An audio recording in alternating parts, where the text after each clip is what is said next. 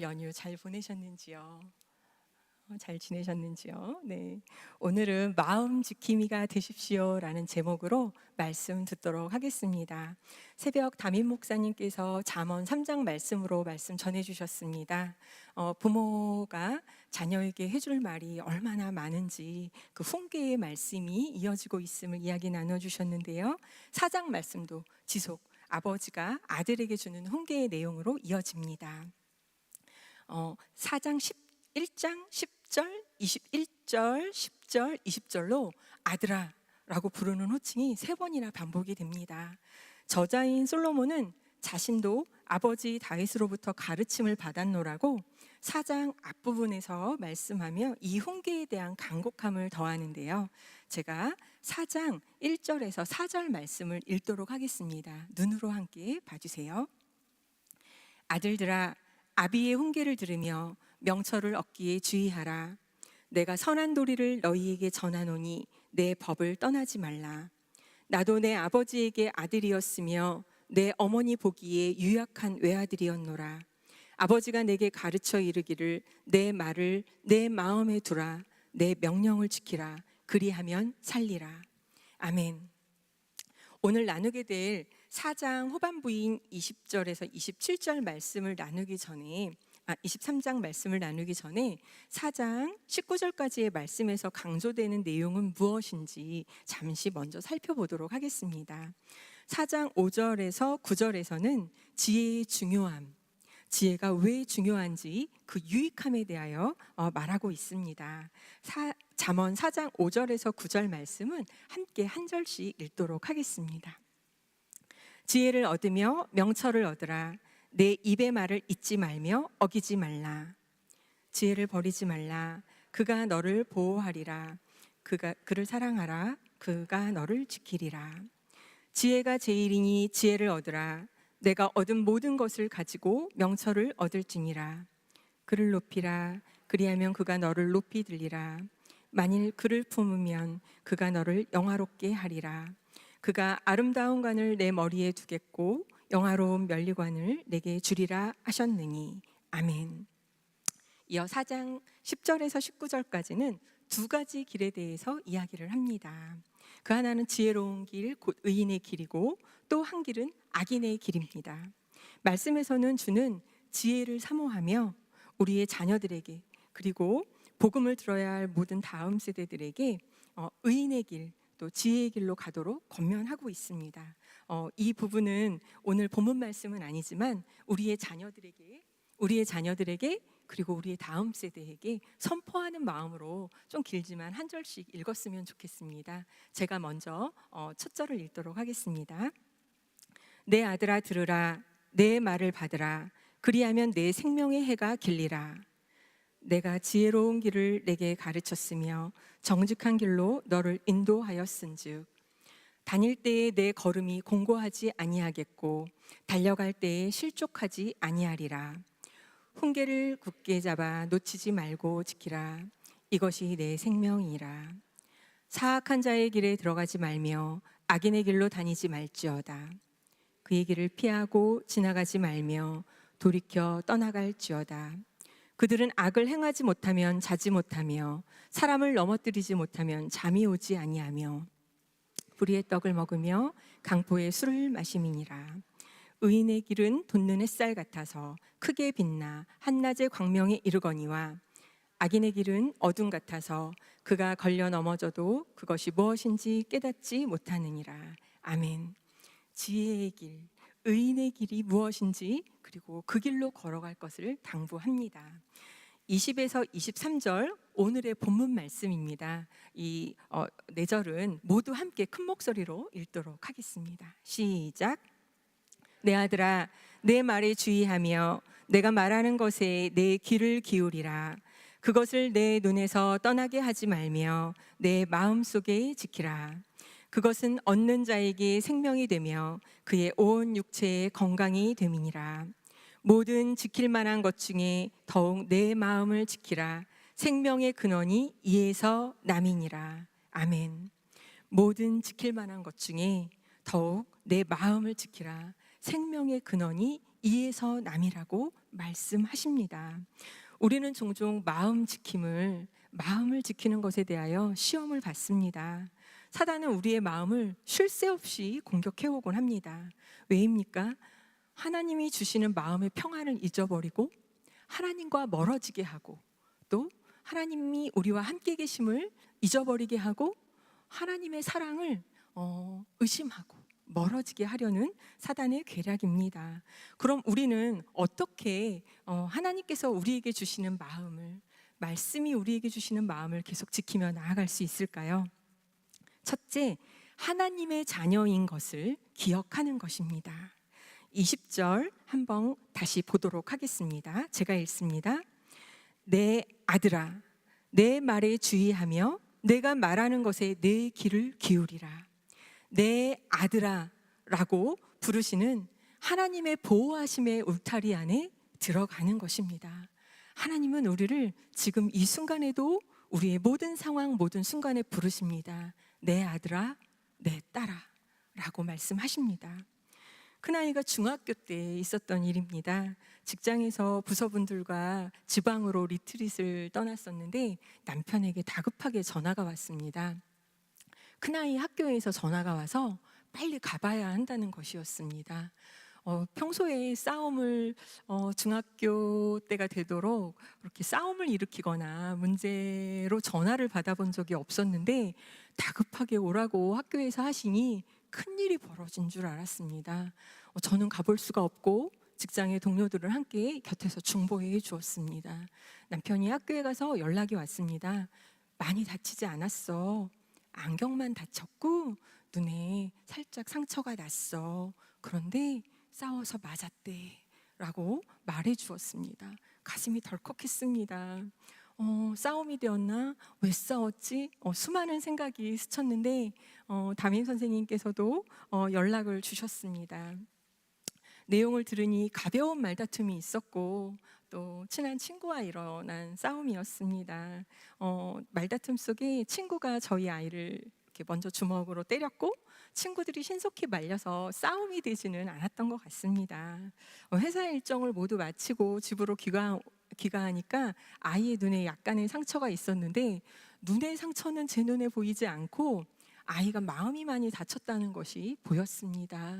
시무룩하고 말도 잘 하지 않고 뭔가 화가 나 있는 듯한 그런 모습이 많이 보였어요. 그래서 아이에게 물어봤어요.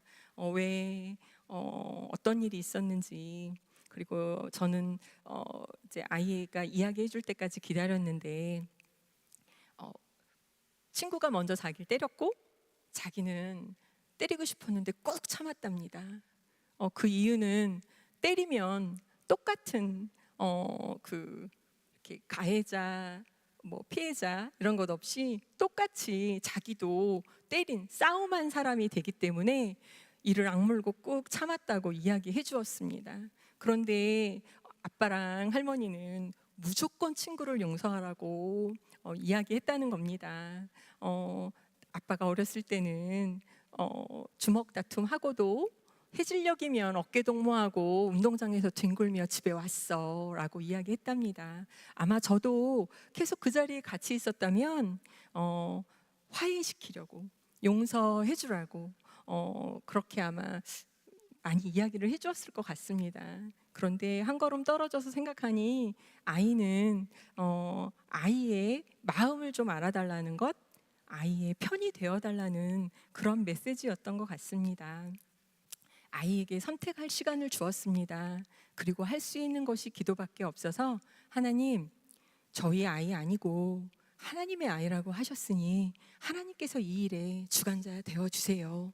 그리고 많은 분들이 함께 중보를 해주셨습니다. 그런데 이 일이 그 당시에 학교 자치폭력위원회, 그러니까 그런 것이 새로 생기는 시기였기 때문에 좋은 롤모델이 된다고 학교에서는 생각하신 것 같습니다. 그래서 아이들에게 좀 교훈을 주는 시간이 되었으면 좋겠다고 그런 것이 회부된다는 것이었습니다. 너무 놀라서 그것이 열릴 때 어떤 여파가 있는지 물었더니 그 가해자 친구에게는 좀 아무래도 불리한 상황들이 있는 것이었습니다.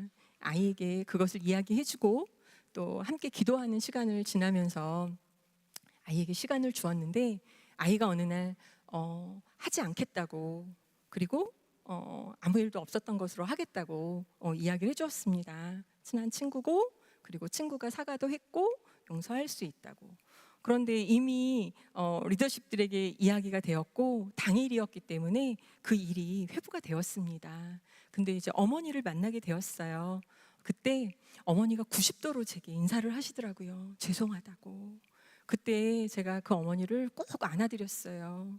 꼭 이 일이 아니어도, 그리고 어떠한 상황에서는 그 자리에 제가 있을 수도 있는 일이라는 생각이 들었습니다. 그리고 그리스도인으로 어떻게 하면 상황이 있고 이유가 있는 그 가정에 조금이라도 복음을 전할 수 있을까라는 생각이 들었어요. 그래서 꼭 안아드리고, 그리고 아이와 함께 앞으로도 잘 지낼 수 있기를 그렇게 이야기를 나누었는데, 지금도 이제 12년이 흘렀는데요. 아이와 함께 소식을 전하고 나누는 친구로 남아 있습니다.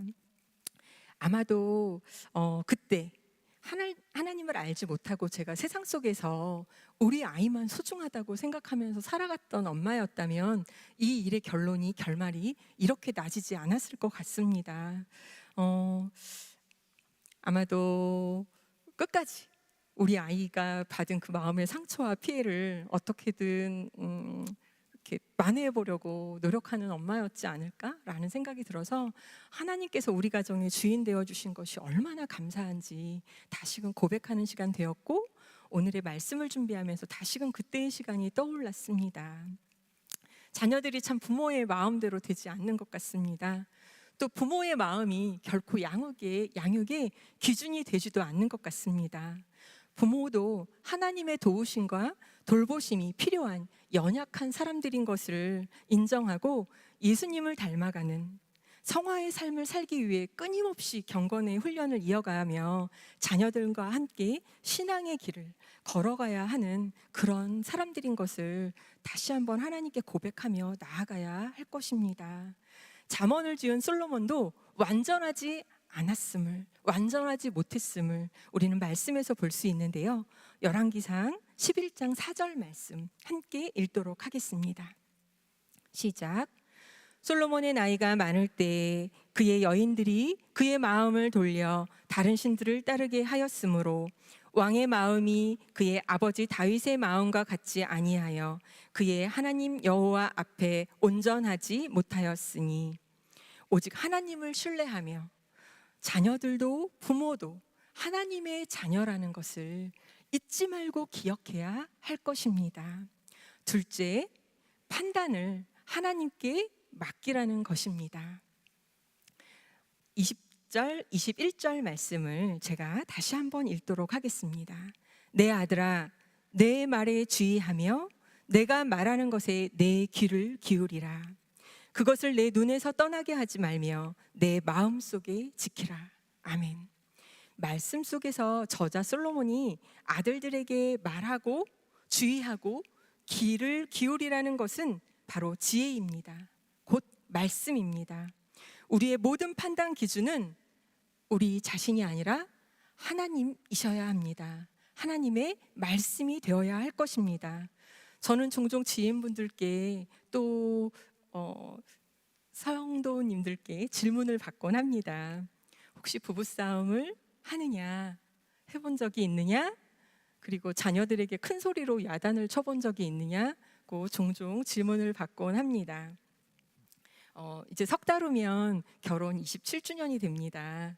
왜 이 말씀을 하는지 아시겠지요? 제가 결코 그렇게 부부싸움 없이, 자녀들에게 큰 소리 없이 자녀들을 키웠기에는 살아온 세월이 너무 길지 않습니까? 제 청소년 때 꿈이 현모양처였습니다. 한옥집에서 한복을 입고 자녀들을 키우는 신사임당과 같은 어머니가 되는 것이 제 꿈이었는데, 이상과 현실은 많이 달랐고 수많은 시험의 골짜기들을 지나온 것 같습니다. 그리고 지금에 이르는 것 같습니다. 돌아보면 참 감사하고 소중한 시간들인데, 가족들에게 저는 어떠한 엄마였는지, 또 아내였는지, 며느리였는지 이 시간을 지나며 다시 한번 그 시간에 또 머무르는 시간이 되기도 합니다. 제게는 결혼 전과 결혼 후가 아주 극명하게 또 많이 삶이 달라졌고, 무엇보다 하나님을 만나기 전과 만난 후 비포 앤 애프터가 명확히 다릅니다. 남편과 저는 성향상으로 참 많이 다릅니다. 그 다름 때문에 끌렸던 것 같고, 그 다름 때문에 참 많이 다투었던 것 같습니다. 그렇게 그를 이해할 수 없는 수많은 날들을 지나가며, 특히 결혼하고 5년 차까지가 피크였다고 제가 저에게 질문하시는 분들께 말씀을 해드렸던 것으로 기억을 합니다. 그렇게 그를 이해할 수 없는 수많은 날들을 지나며 하나님을 만나기 전에는 주로 둘 중 하나가 먼저 사과를 하고 용서를 하고 해야 갈등이 풀렸는데, 하나님을 만난 이후에 제게 하나 생긴 습관이 있습니다. 그것은 그에게 먼저 말하기 전에 기도의 자리로 달려갔던 것입니다. 그것이 남편에게는 처음에 좀 이해가 안 됐던 것 같습니다.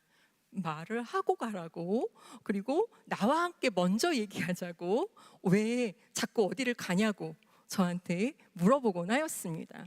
아니, 물어봤다기보다는 화였겠죠. 그런데 제가 하나님께 그렇게 달려가서 새벽이건 또 저녁이건 주로 이제 자녀 양육 문제 때문에 좀 다툼이 있었던 것 같아요. 그렇게 다른 부분이 부딪힐 일들이 결혼하고는 이제 양육이죠. 그때 기도할 때 하나님께서 어느 날 남편이 아니라 제가 하나님 앞에 회개해야 할 것이 있다라는 것을 알려주셨습니다. 하나님께서 저에게 주셨던 단어는 자존감이라는 단어였습니다.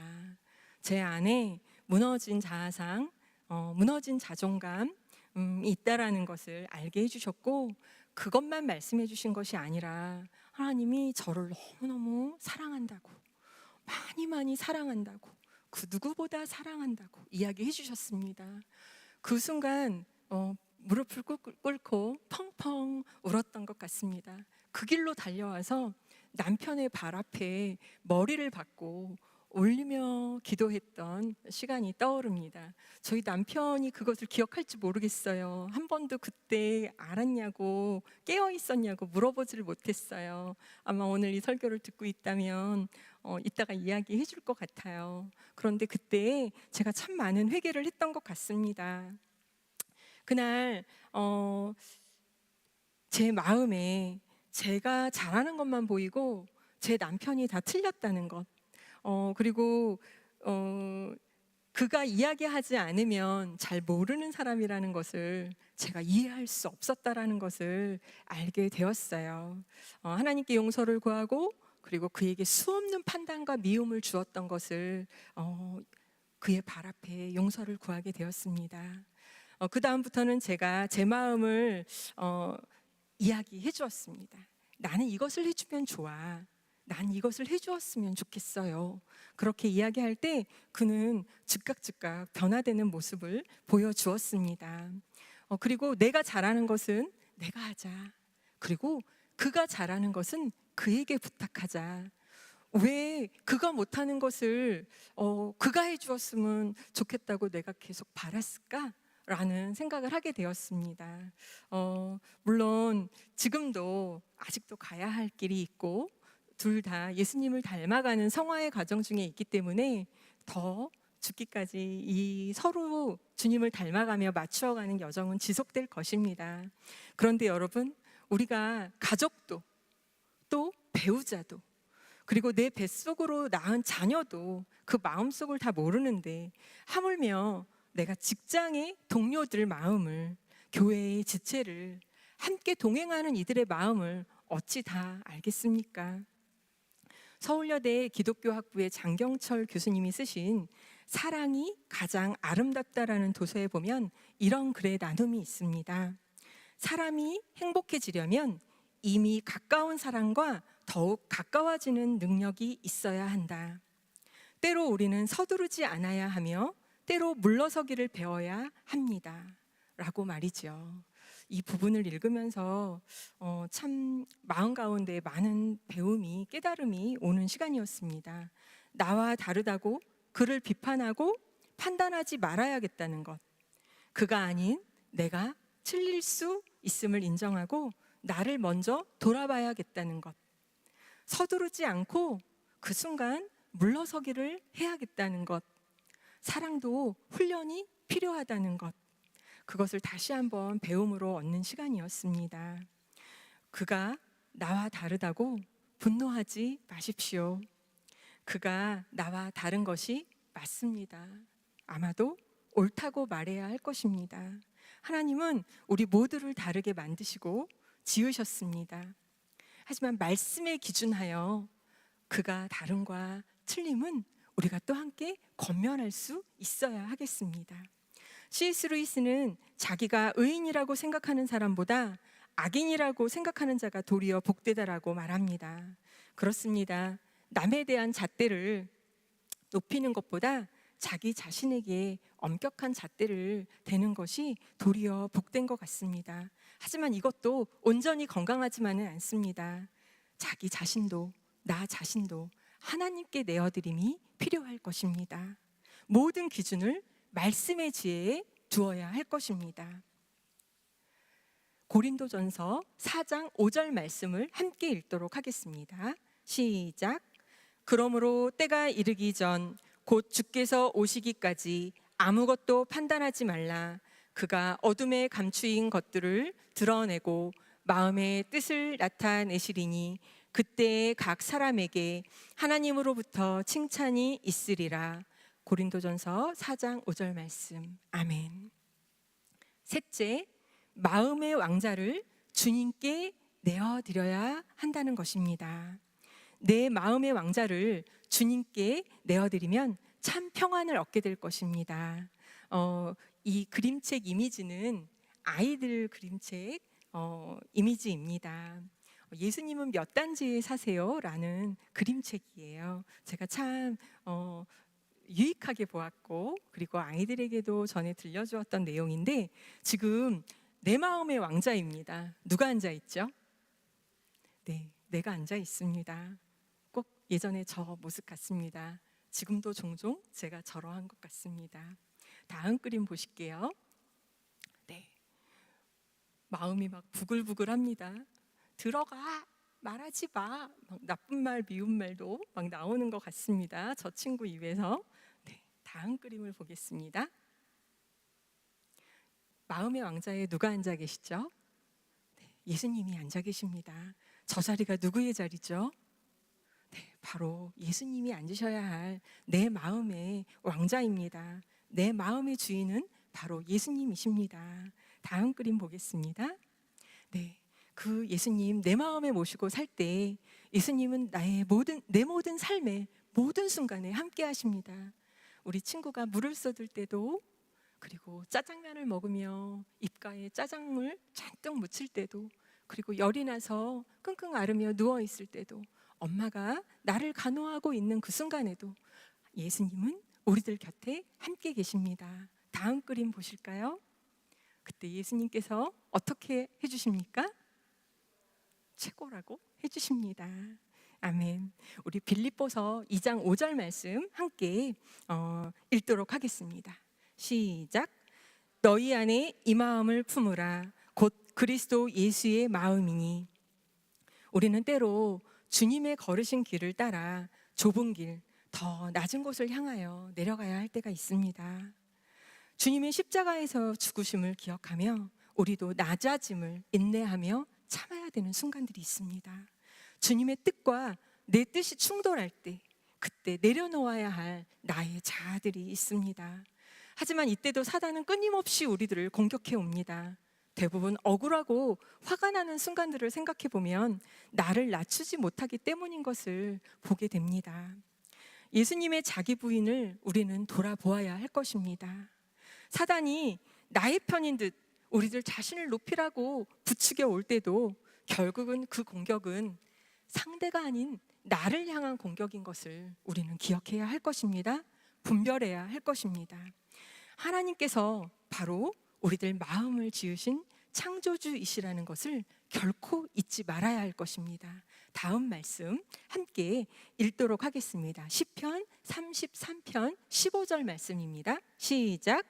그는 그들 모두의 마음을 지으시며 그들이 하는 일을 굽어 살피시는 이로다. 아멘. 우리의 마음의 주인은 누구이십니까? 바로 주님이십니다. 시편 119편의 저자는 다윗은 이렇게 고백하며 기도합니다. 제가 읽겠습니다. 내가 주께 범죄하지 아니하려 하여 주의 말씀을 내 마음에 두었나이다. 아멘. 사랑하는 금호중앙교회 성도 여러분, 하나님의 자녀로 아버지 하나님의 말씀을 기준하여 하나님을 마음의 주인으로 모시고 살아가는 모두 마음 지킴이가 되시길 축복합니다. 그리고 더 나아가 내 마음의 지킴이 뿐만이 아니라 나와 함께 동행하는 이들, 가족들을 그들의 마음 지킴이도 되어주시길 축복합니다. 너는 복의 근원이 될지라. 창세기 12장 2절 말씀은 우리에게 전해줍니다. 우리에게는 그러할 사명이 있습니다. 우리가 결단하고 순종하고 나아갈 때 우리들은 마음의 평안을 누릴 수 있습니다. 그런데 그 시간을 사탄은 끊임없이 걸어옵니다. 우리가 이 마음의 평안과 예수님이 우리들 마음의 주인이며 우리들의 온전한 마음의 왕자, 그곳에 앉으실 분이 주님이라는 것을 선포하며 나아갈 때 가장 싫어하는 것은 사단입니다. 그 깨달음에 갔을 때 더 심한 방해가 있을 수도 있습니다. 그때 관계 안에서 우리가 어떤 때 평안을 쉽게 잃어버리는지 다음 말씀, 우리가 오늘 읽은 본문 말씀 다음 말씀인데요, 24절에서 27절 말씀을 함께 읽도록 하겠습니다. 시작.